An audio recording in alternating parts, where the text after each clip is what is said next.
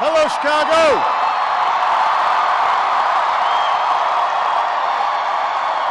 It's good to be home.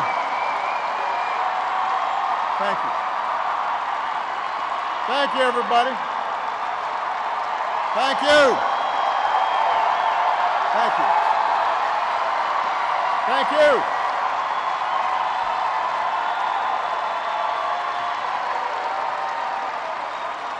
Thank you so much. Thank you. Thank you. Thank you. It's good to be home. Thank you. Thank you. Thank you.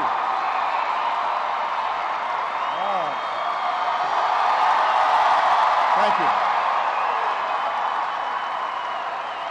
Thanks. All right, everybody sit down. We're on live TV here. I gotta move. Come on.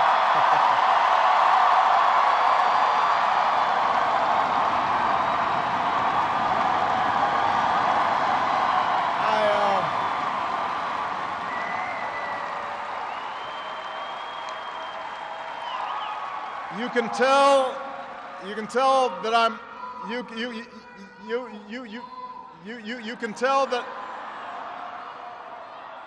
can tell that I'm a lame duck because nobody's following instructions. Everybody have a seat.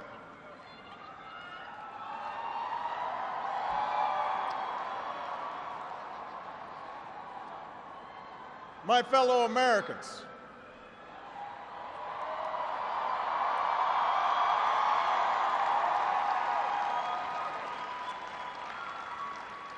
Michelle and I have been so touched by all the well wishes that we've received over the past few weeks. But tonight it's my turn to say thanks. Whether we have seen eye to eye or rarely agreed at all, my conversations with you, the American people, in living rooms and in schools, at farms, on factory floors, at diners, and on distant military outposts. Those conversations are what have kept me honest and kept me inspired and kept me going. And every day I have learned from you. You made me a better president, and you made me a better man. So I first came to Chicago when I was in my early 20s, and I was still trying to figure out who I was, still searching for a purpose in my life. And it was a neighborhood not far from here where I began working with church groups in the shadows of closed steel mills. It was on these streets where I witnessed the power of faith and the quiet dignity of working people in the face of struggle and loss. I can't do that.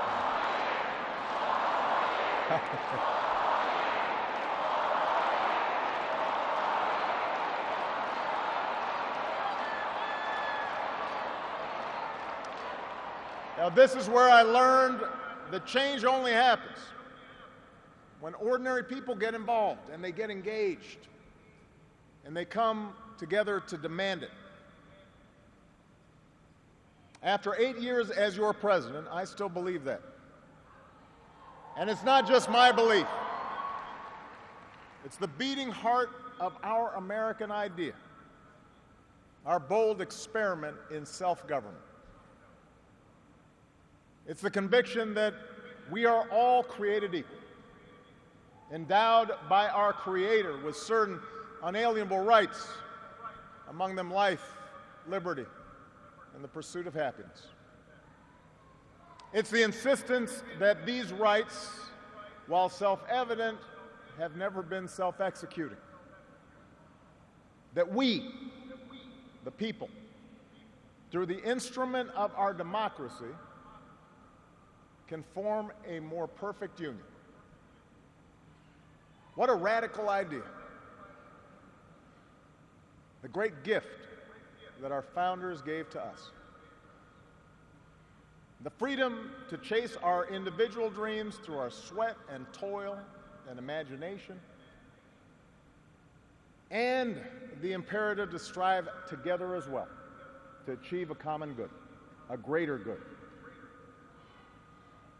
For 240 years, our nation's call to citizenship has given work and purpose to each new generation.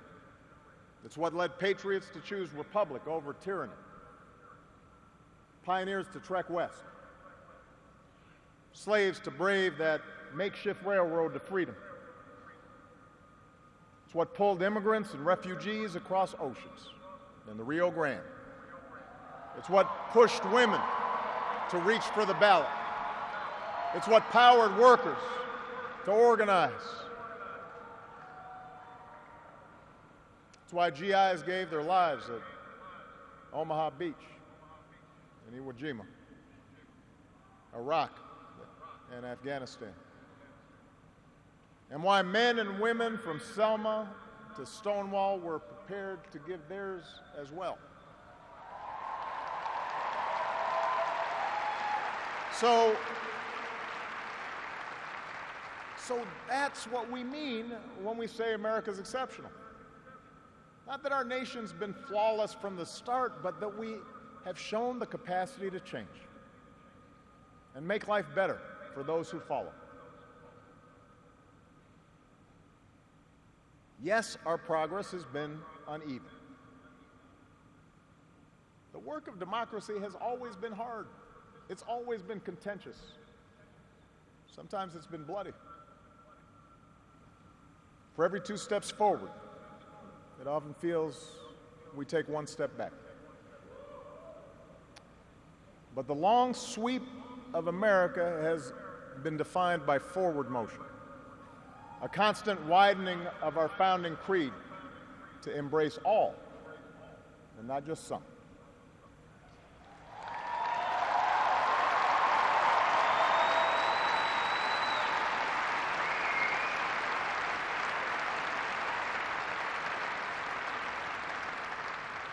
If I had told you 8 years ago that America would reverse a Great Recession, reboot our auto industry, and unleash the longest stretch of job creation in our history,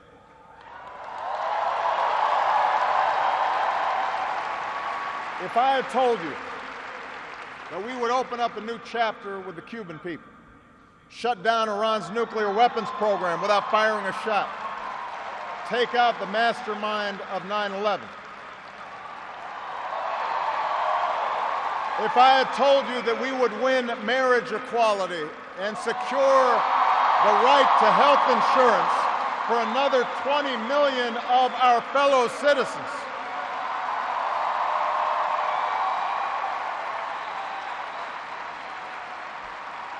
if I had told you all that, you might have said, our sights were set a little too high. But that's what we did. That's what you did. You were the change. You answered people's hopes, and because of you, by almost every measure, America is a better, stronger place than it was when we started.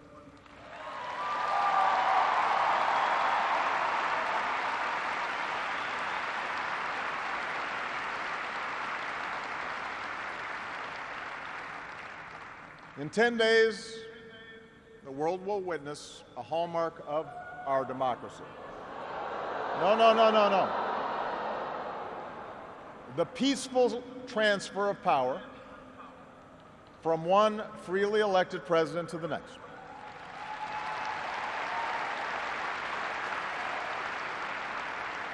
I committed to President-elect Trump that my administration would ensure the smoothest possible transition, just as President Bush did for me.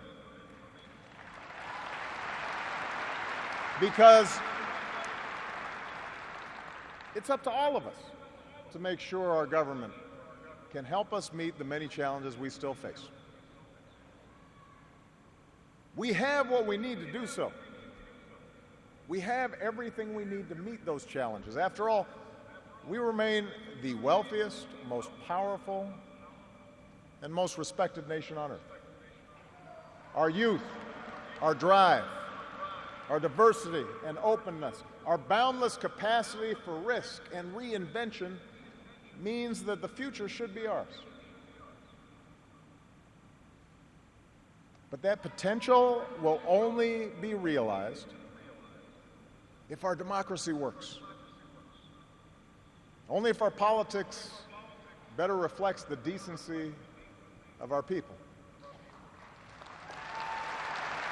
Only if all of us, regardless of party affiliation or particular interests, help restore the sense of common purpose that we so badly need right now. And that's what I want to focus on tonight, the state of our democracy. Understand, democracy does not require uniformity. Our founders argued, they quarreled, eventually they compromised. They expected us to do the same. But they knew that democracy does require a basic sense of solidarity. The idea that for all our outward differences, we're all in this together, that we rise or fall as one.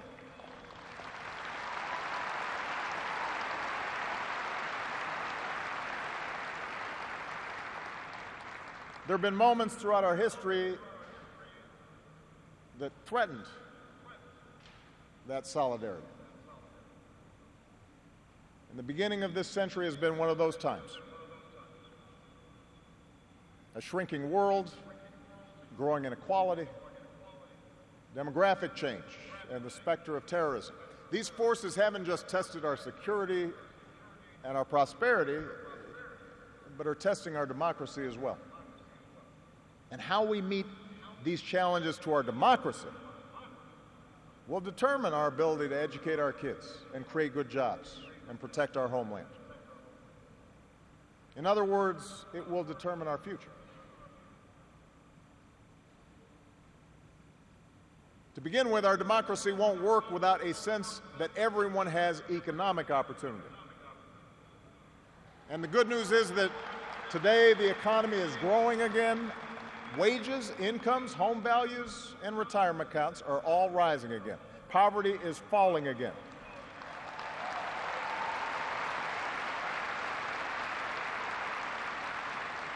The wealthy are paying a fair share of taxes, even as the stock market shatters records. The unemployment rate is near a 10-year low. The uninsured rate has never, ever been lower.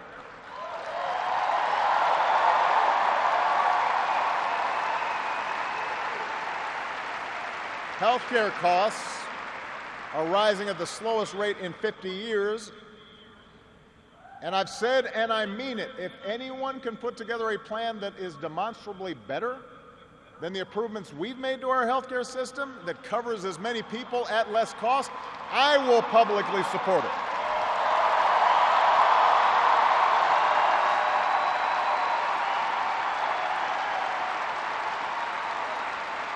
Because that, after all, is why we serve.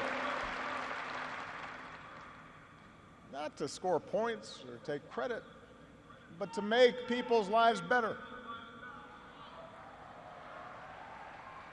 But for all the real progress that we've made, we know it's not enough.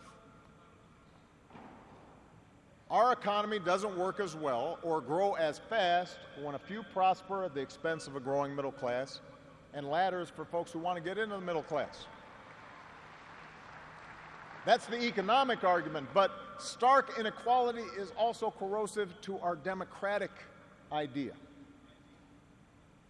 While the top 1% has amassed a bigger share of wealth and income, too many of our families in inner cities and in rural counties have been left behind. The laid-off factory worker, the waitress or healthcare worker who's just barely getting by and struggling to pay the bills. Convinced that the game is fixed against them, that their government only serves the interests of the powerful. That's a recipe for more cynicism and polarization in our politics. Now, there are no quick fixes to this long-term trend. I agree, our trade should be fair and not just free. But the next wave of economic dislocations won't come from overseas. It will come from the relentless pace of automation that makes a lot of good middle-class jobs obsolete. And so we're going to have to forge a new social compact to guarantee all our kids the education they need, to give workers the power to unionize for better wages, to update the social safety net to reflect the way we live now, and make more reforms to the tax code so corporations and individuals who reap the most from this new economy don't avoid their obligations to the country that's made their very success possible.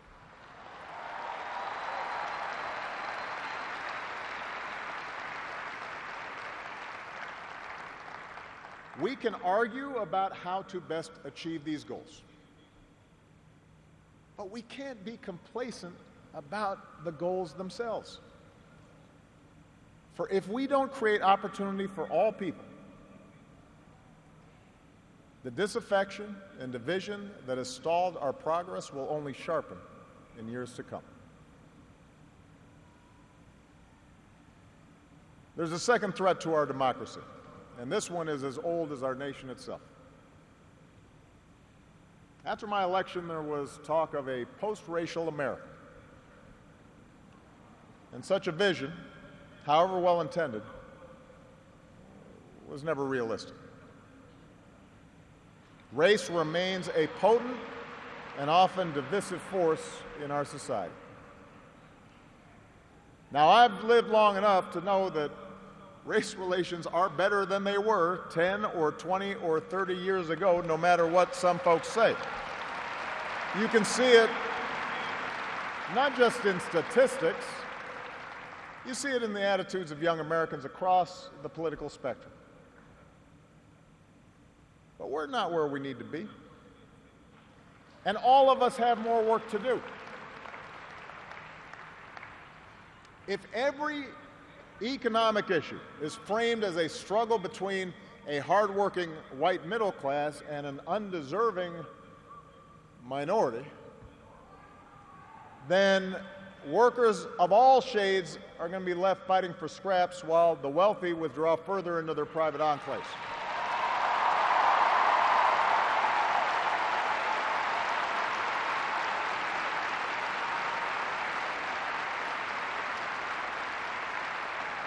If we're unwilling to invest in the children of immigrants just because they don't look like us, we will diminish the prospects of our own children, because those brown kids will represent a larger and larger share of America's workforce.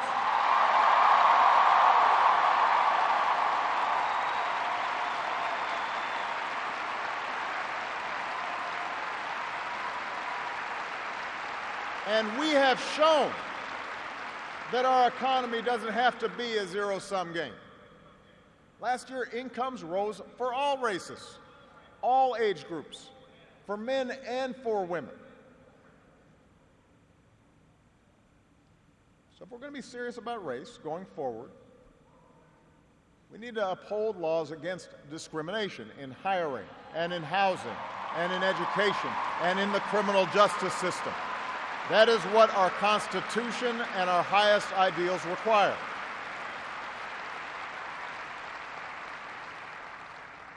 But laws alone won't be enough. Hearts must change. They won't change overnight. Social attitudes oftentimes take generations to change. But if our democracy is to work the way it should in this increasingly diverse nation, then each one of us need to try to heed the advice of a great character in American fiction, Atticus Finch, who said, "You never really understand a person until you consider things from his point of view, until you climb into his skin and walk around in it. For blacks and other minority groups, that means tying our own very real struggles for justice to the challenges that a lot of people in this country face. Not only the refugee or the immigrant or the rural poor or the transgender American, but also the middle-aged white guy who, from the outside, may seem like he's got advantages, but has seen his world upended by economic and cultural and technological change. We have to pay attention and listen.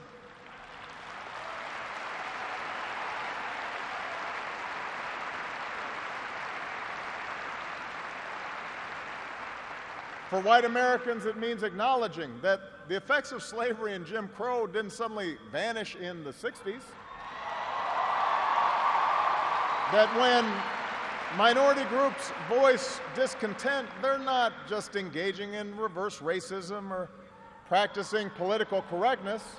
When they wage peaceful protest, they're not demanding special treatment, but the equal treatment that our founders promised.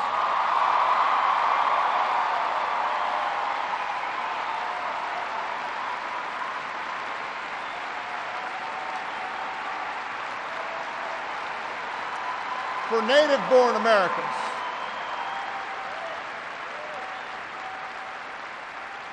native-born Americans, it means reminding ourselves that the stereotypes about immigrants today were said almost word for word about the Irish and Italians and Poles, who it was said were going to destroy the fundamental character of America.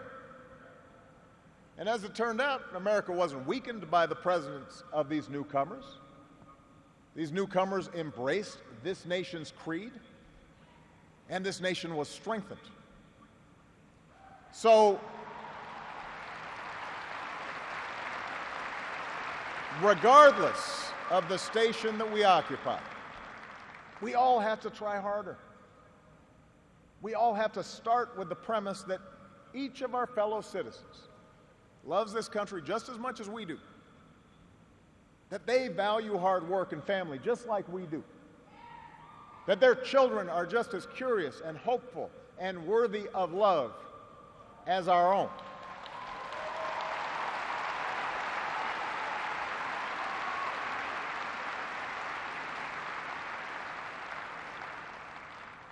And that's not easy to do. For too many of us, it's become safer to retreat into our own bubbles, whether in our neighborhoods or on college campuses or places of worship, or especially our social media feeds. Surrounded by people who look like us and share the same political outlook and never challenge our assumptions. And the rise of naked partisanship and increasing economic and regional stratification, the splintering of our media into a channel for every taste, all this makes this great sorting seem natural, even inevitable. And increasingly, we become so secure in our bubbles that we start accepting only information, whether it's true or not, that fits our opinions, instead of basing our opinions on the evidence that is out there.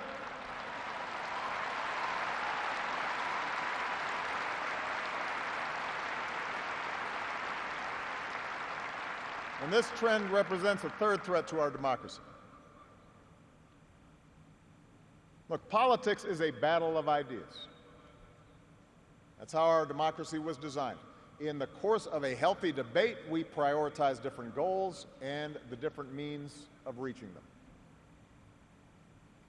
But without some common baseline of facts, without a willingness to admit new information, and concede that your opponent might be making a fair point, and that science and reason matter, then we're going to keep talking past each other, and we'll make common ground and compromise impossible.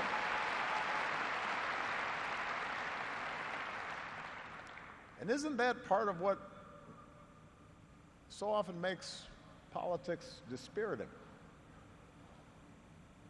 How can elected officials rage about deficits when we propose to spend money on preschool for kids, but not when we're cutting taxes for corporations? How do we excuse ethical lapses in our own party, but pounce when the other party does the same thing? It's not just dishonest, this selective sorting of the facts. It's self-defeating. Because, as my mom used to tell me, reality has a way of catching up with you.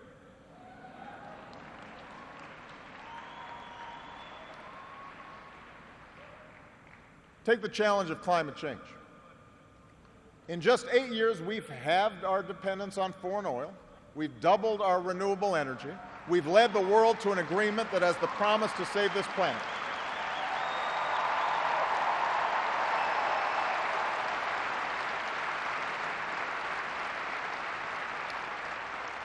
But without bolder action, our children won't have time to debate the existence of climate change. They'll be busy dealing with its effects. More environmental disasters, more economic disruptions, waves of climate refugees seeking sanctuary. Now, we can and should argue about the best approach to solve the problem. But to simply deny the problem not only betrays future generations, it betrays the essential spirit of this country, the essential spirit of innovation and practical problem solving that guided our founders.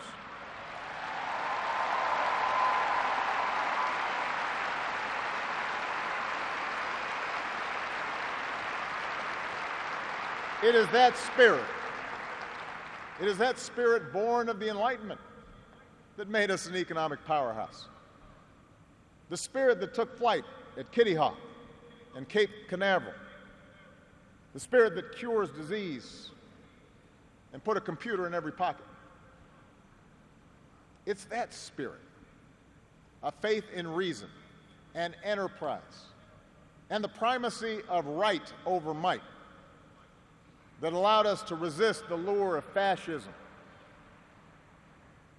and tyranny during the Great Depression, that allowed us to build a post-World War II order with other democracies, an order based not just on military power or national affiliations, but built on principles, the rule of law, human rights, freedom of religion and speech and assembly, and an independent press.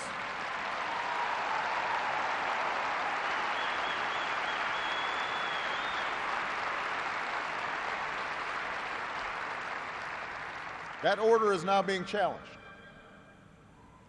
First, by violent fanatics who claim to speak for Islam. More recently, by autocrats in foreign capitals who see free markets and open democracies and civil society itself as a threat to their power. The peril each poses to our democracy is more far-reaching than a car bomb or a missile. They represent the fear of change, the fear of people who look or speak or pray differently, a contempt for the rule of law that holds leaders accountable, an intolerance of dissent and free thought, a belief that the sword or the gun or the bomb or the propaganda machine is the ultimate arbiter of what's true and what's right.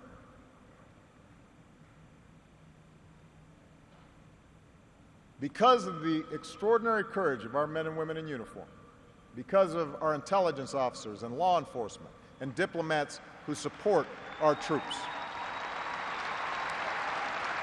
no foreign terrorist organization has successfully planned and executed an attack on our homeland these past 8 years.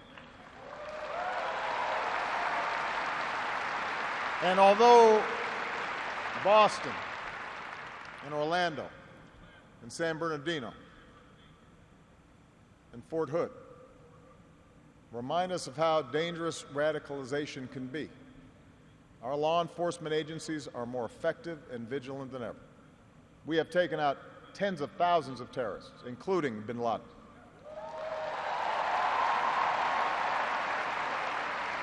The global coalition we're leading against ISIL has taken out their leaders and taken away about half their territory. ISIL will be destroyed, and no one who threatens America will ever be safe. And to all who serve or have served, it has been the honor of my lifetime to be your commander-in-chief. And we all owe you a deep debt of gratitude.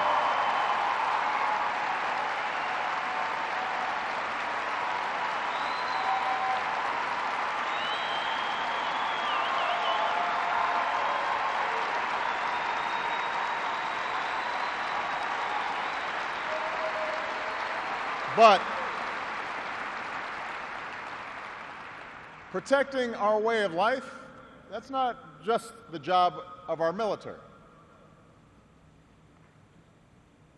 Democracy can buckle when it gives in to fear. So just as we, as citizens, must remain vigilant against external aggression, we must guard against a weakening of the values that make us who we are. And that's why for the past 8 years, I've worked to put the fight against terrorism on a firmer legal footing.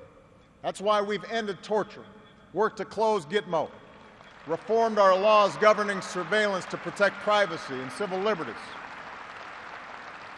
That's why I reject discrimination against Muslim Americans, who are just as patriotic as we are.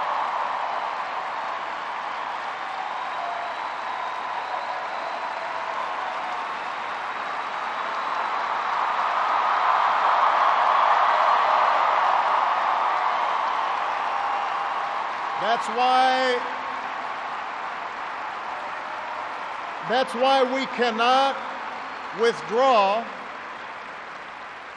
That's why we cannot withdraw from big global fights to expand democracy and human rights and women's rights and LGBT rights.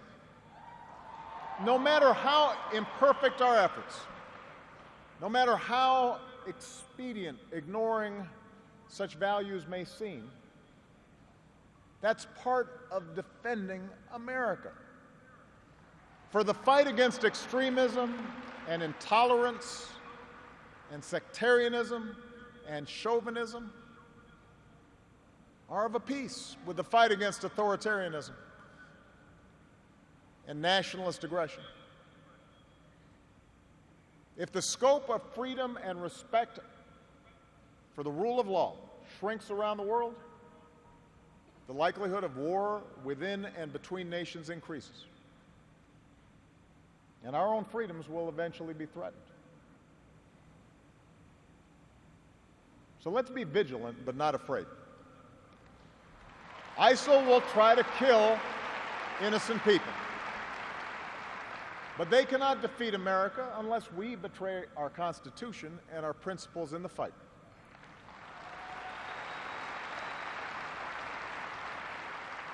Rivals like Russia or China cannot match our influence around the world unless we give up what we stand for and turn ourselves into just another big country that bullies smaller neighbors.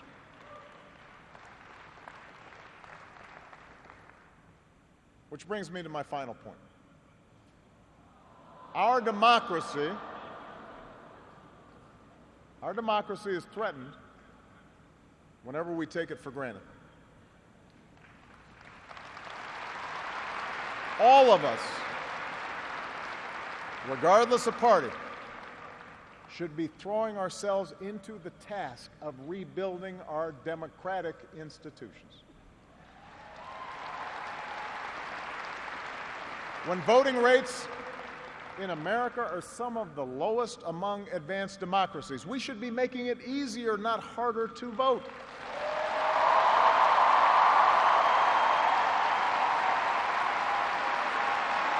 When trust in our institutions is low, we should reduce the corrosive influence of money in our politics and insist on the principles of transparency and ethics in public service. When Congress is dysfunctional, We should draw our congressional districts to encourage politicians to cater to common sense and not rigid extremes.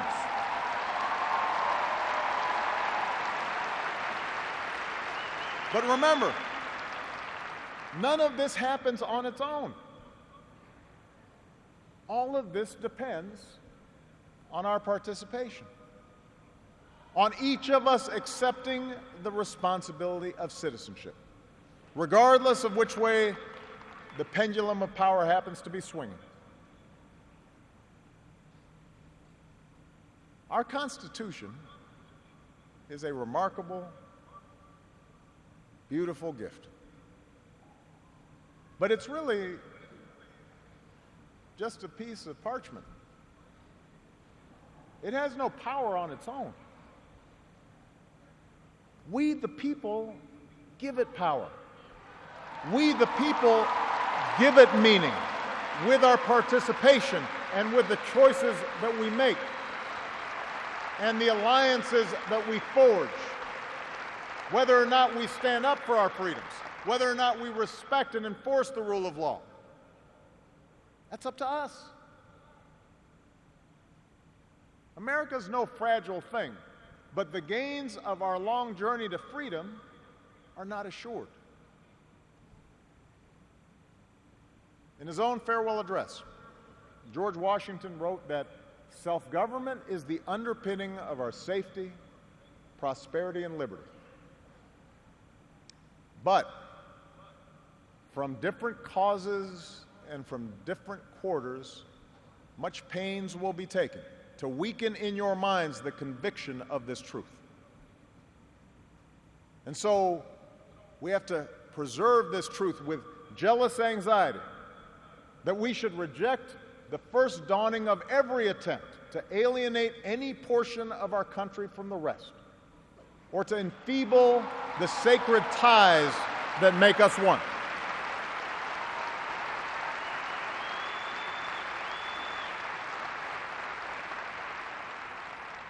America, we weaken those ties when we allow our political dialogue to become so corrosive that people of good character aren't even willing to enter into public service. So coarse with rancor that Americans with whom we disagree are seen not just as misguided, but as malevolent. We weaken those ties when we define some of us as more American than others, when we write off the whole system as inevitably corrupt, and when we sit back and blame the leaders we elect without examining our own role in electing them.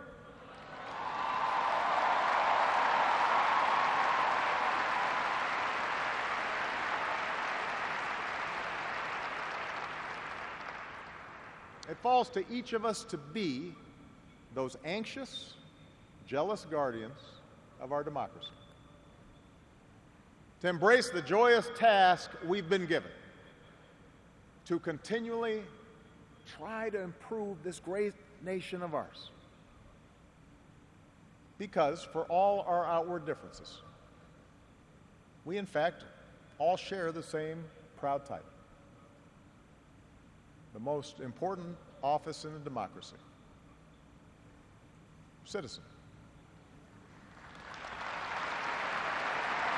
Citizen.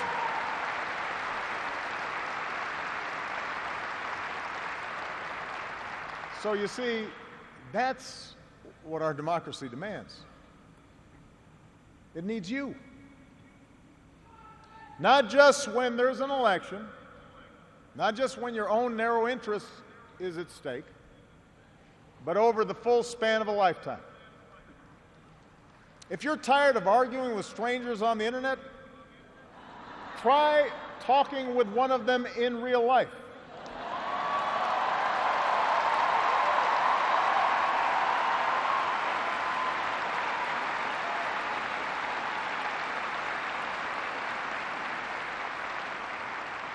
If something needs fixing, then lace up your shoes and do some organizing.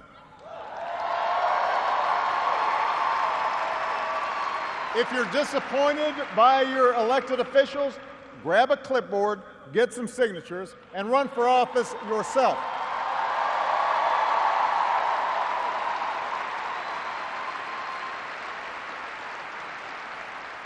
Show up. Dive in. Stay at it. Sometimes you'll win. Sometimes you'll lose. Presuming a reservoir of goodness in other people, that can be a risk. And there will be times when the process will disappoint you. But for those of us fortunate enough to have been part of this work and to see it up close, let me tell you, it can energize and inspire. And more often than not, your faith in America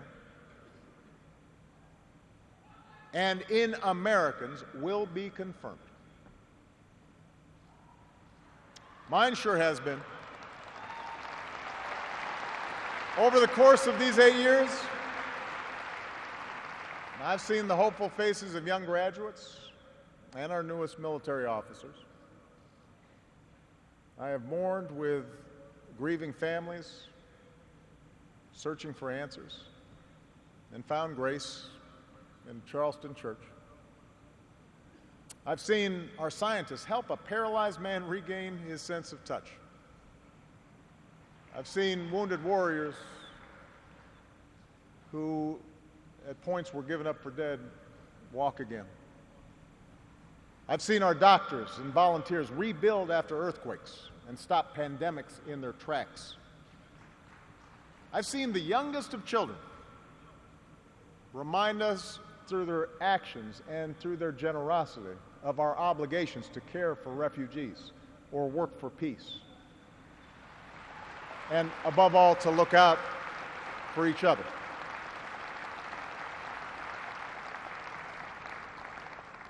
So that faith that I placed all those years ago, not far from here, in the power of ordinary Americans to bring about change, that faith has been rewarded in ways I could not have possibly imagined. And I hope your faith has too.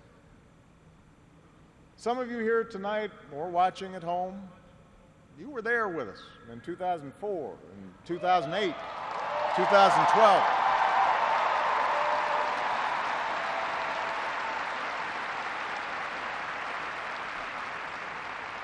Maybe you still can't believe we pulled this whole thing off. Let me tell you, you're not the only ones. Michelle,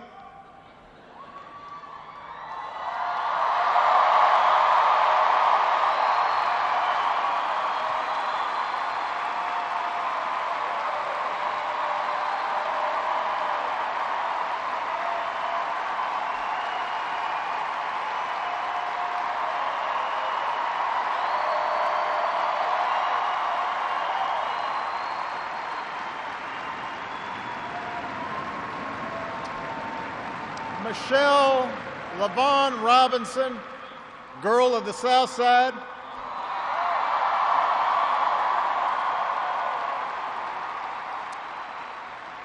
For the past 25 years, you have not only been my wife and mother of my children, you have been my best friend.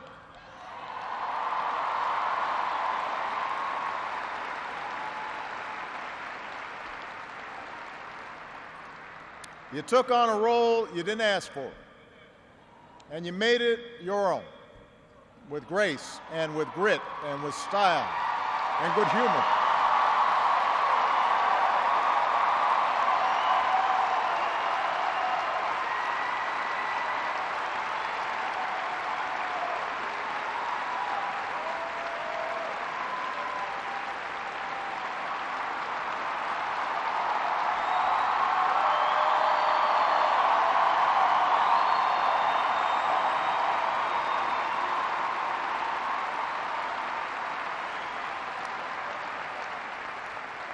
You made the White House a place that belongs to everybody. And a new generation sets its sights higher because it has you as a role model. So you have made me proud, and you have made the country proud.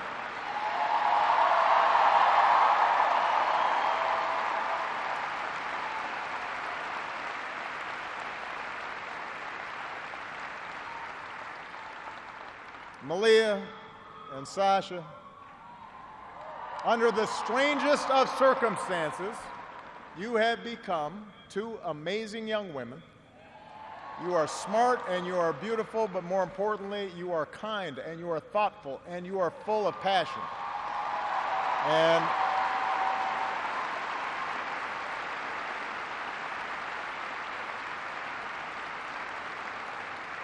you wore the burden of years in the spotlight so easily. Of all that I have done in my life, I am most proud to be your dad.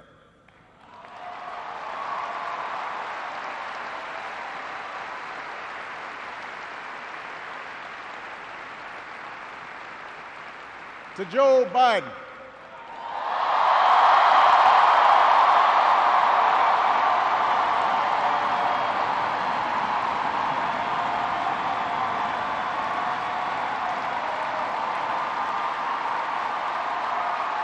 the scrappy kid from Scranton who became Delaware's favorite son. You were the first decision I made as a nominee, and it was the best. Not just because you have been a great vice president, but because in the bargain I gained a brother. And we love you and Jill like family, and your friendship has been one of the great joys of our lives.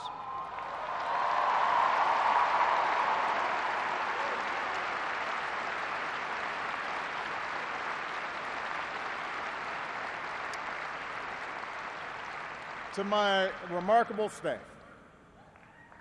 for 8 years, and for some of you a whole lot more, I have drawn from your energy, and every day I try to reflect back what you displayed: heart and character and idealism.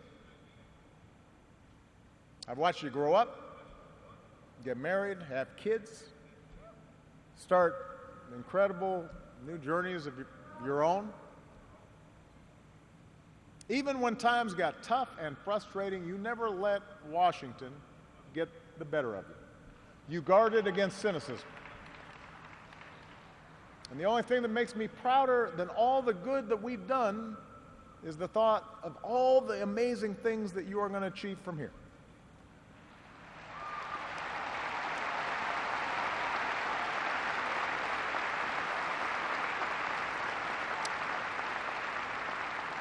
And to all of you out there, every organizer who moved to an unfamiliar town, every kind family who welcomed them in, every volunteer who knocked on doors, every young person who cast a ballot for the first time, every American who lived and breathed the hard work of change, you are the best supporters and organizers anybody could ever hope for, and I will be forever grateful.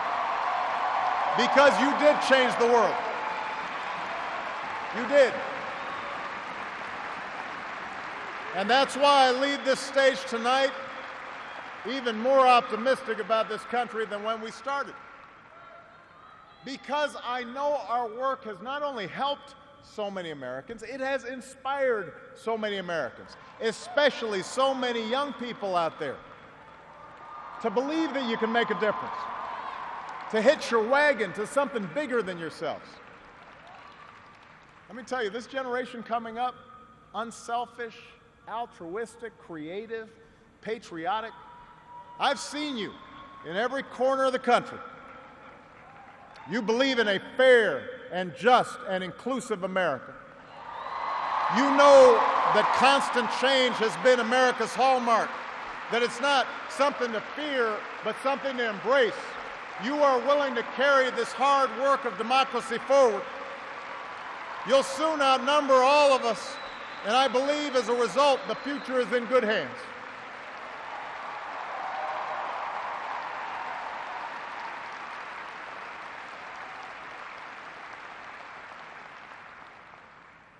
My fellow Americans, it has been the honor of my life to serve you. I won't stop. In fact, I will be right there with you as a citizen for all my remaining days. But for now, whether you are young or whether you're young at heart, I do have one final ask of you as your president. The same thing I asked when you took a chance on me 8 years ago. I'm asking you to believe, not in my ability to bring about change, but in yours. I'm asking you to hold fast to that faith written into our founding documents, that idea whispered by slaves and abolitionists, that spirit sung by immigrants and homesteaders and those who marched for justice, that creed reaffirmed by those who planted flags from foreign battlefields to the surface of the moon, a creed at the core of every American whose story is not yet written. Yes, we can. Yes, we did. Yes, we can. Thank you. God bless you. May God continue to bless the United States of America. Thank you.